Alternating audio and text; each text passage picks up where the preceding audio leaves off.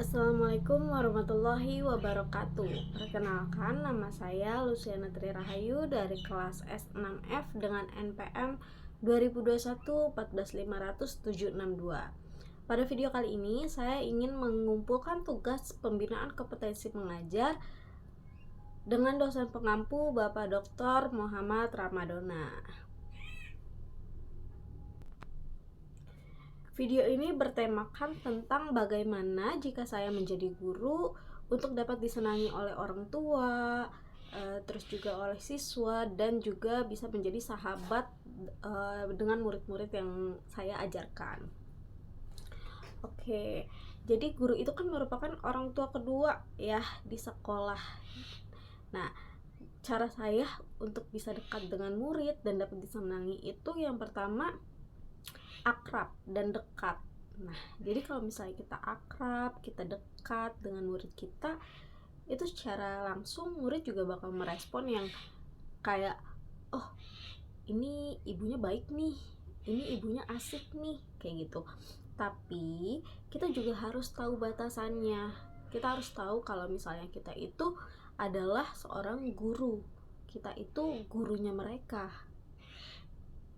Kita boleh bermain dengan murid kita, tetapi kalau misalnya murid kita itu melakukan kesalahan, baiknya kita tegur. Jadi jangan semuanya itu kita wajarkan, itu tidak benar. Jadi kalau misalnya dia salah, kita tegur.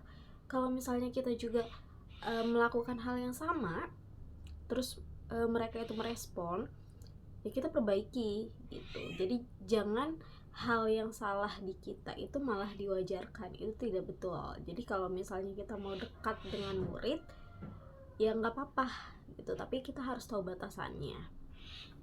Kemudian yang kedua, itu tegas. Nah, tegas itu dalam artian dalam kita mengajar boleh bercanda, boleh cerita, tetapi kalau bisa 80%-nya itu belajar, 20%-nya itu baru kayak mau cerita atau mau ya diselip-selipin candaan di setengah pembelajaran, itu juga nggak apa-apa. Itu kan namanya ice breaking ya. Jadi biar murid juga nggak yang terlalu bosan dengan materi-materi yang sudah diajarkan, tapi diselingi dengan cerita dan kayak fakta di lapangannya atau kayak pengalaman pribadinya kayak gitu. Jadi sambil cerita-cerita aja gitu. Nah, terus yang ketiga itu adalah jangan membebani murid dengan tugas-tugas gitu. Nah, itu maksudnya gimana? Kan kita guru ya, masa kita nggak ngasih tugas? Bukan yang nggak ngasih, tapi kita kasih, tapi jangan terlalu kayak setiap hari atau setiap pertemuan itu ada tugas. Itu kalau bisa jangan terlalu sering, karena murid juga pasti bakalannya kayak sebel, bakalannya kayak bosen, bakalannya juga kayak bolos pembelajaran kita kalau misalnya mereka nggak ngerjain tugas kita. Jadi kayak mereka udah kayak takut sendiri, belum ngerjain tugas tapi hari ini ada pelajarannya. Nah, jadi kalau bisa tugas ada tetapi jangan terlalu sering kayak gitu. Nah, terus yang keempat, gunakan metode pembelajaran yang variatif.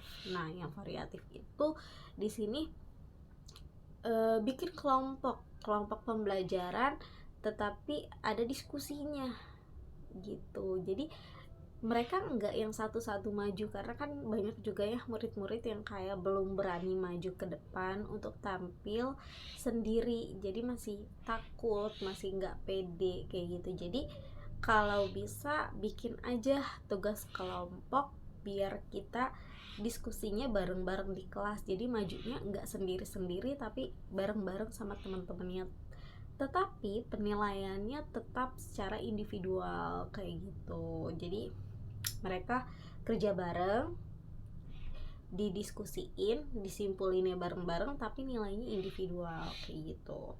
Nah, terus yang kelima, kalau nanti saya jadi guru, saya ingin yang namanya praktek lapangan. Jadi belajar itu nggak cuma di sekolah aja, tapi juga di luar sekolah masih dapet nih fakta menariknya gitu. Jadi kayak misalnya dulu saya waktu sekolah ada pelajaran olahraga.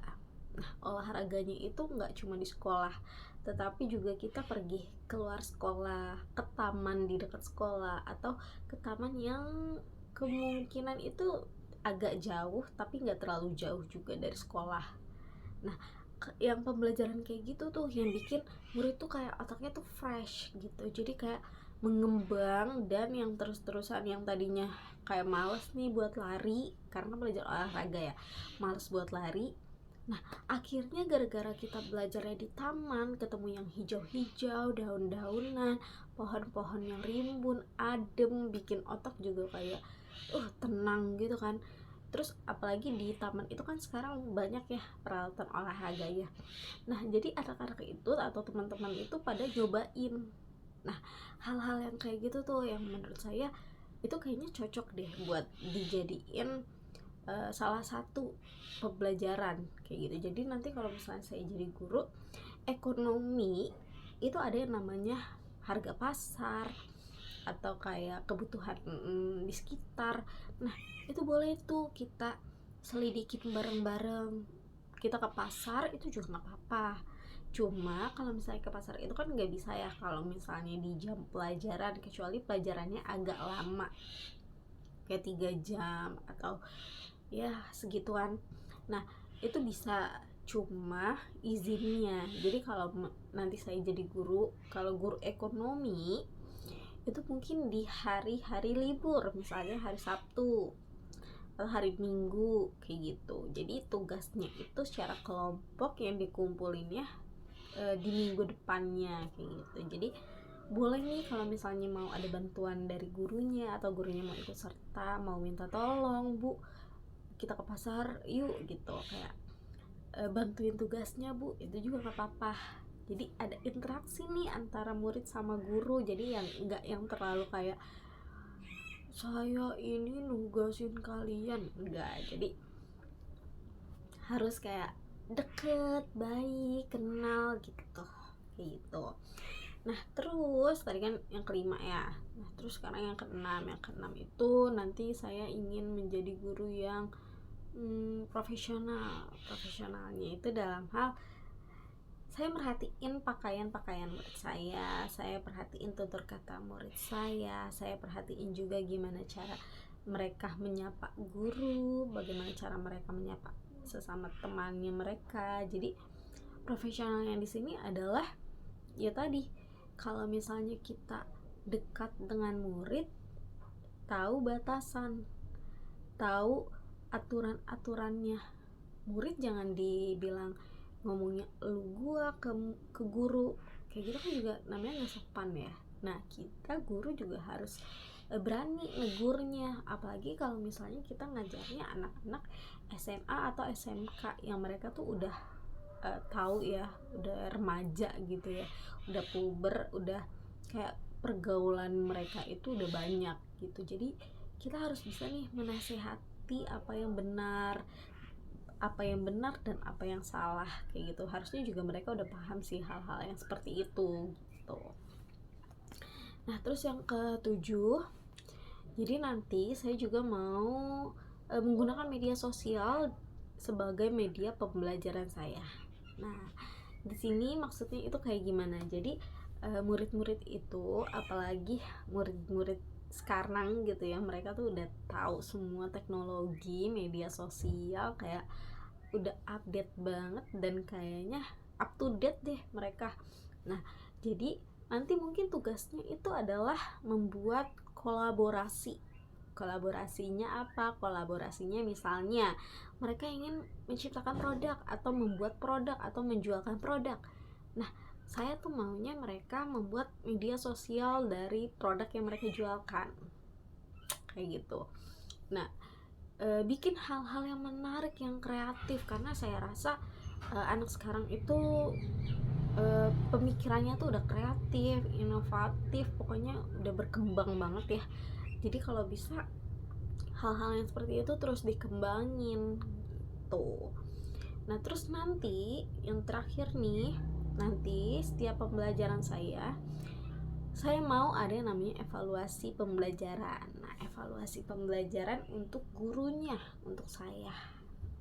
Nah, evaluasinya itu seperti apa. Jadi misalnya nih nanti di pembelajaran terakhir saya minta anak-anak untuk menuliskan kesan dan pesan dan saran buat saya selama saya mengajarkan mereka 1 tahun itu, dari semester 1, semester 2. Nah, itu saya mau membuat kayak, coba deh kalian bikin kenang-kenangannya itu nggak usah barang, udah tulisannya, tulis tangan kalian aja kesan pesan dan saran buat ibu apa, misalnya kayak gitu. Jadi kalau misalnya ada yang namanya evaluasi, berarti kan mereka tahu nih, oh ibu ini begini, oh ibu ini harusnya begini gitu. Jadi kita kan baca nih saran-saran mereka, karena kan mereka murid yang kita ajarin ya. Jadi mereka yang menerima atau mentransfer, saya mentransfer, mereka yang menerima ilmu yang sudah saya ajarin. Jadi kalau bisa di setiap akhir pembelajaran kita harus ada yang namanya evaluasi. Jadi biar kita juga berkembang, kita tahu apa lebihnya kita, apa kurangnya kita, dan bagaimana sih harusnya kita gitu untuk menerima kekurangan dan kelebihannya itu harus seperti apa, karena kan murid yang tahu ya gimana nantinya proses pembelajaran yang udah kita ajarin itu. Oke, baik. Mungkin bagi saya segitu saja untuk menjadi guru yang dapat disenangi oleh murid-murid. Kurang lebihnya saya mohon maaf. Semoga pendengar, teman-teman, atau Bapak Rama bisa mengerti kesan dan pesan yang ingin saya sampaikan ini. Assalamualaikum warahmatullahi wabarakatuh.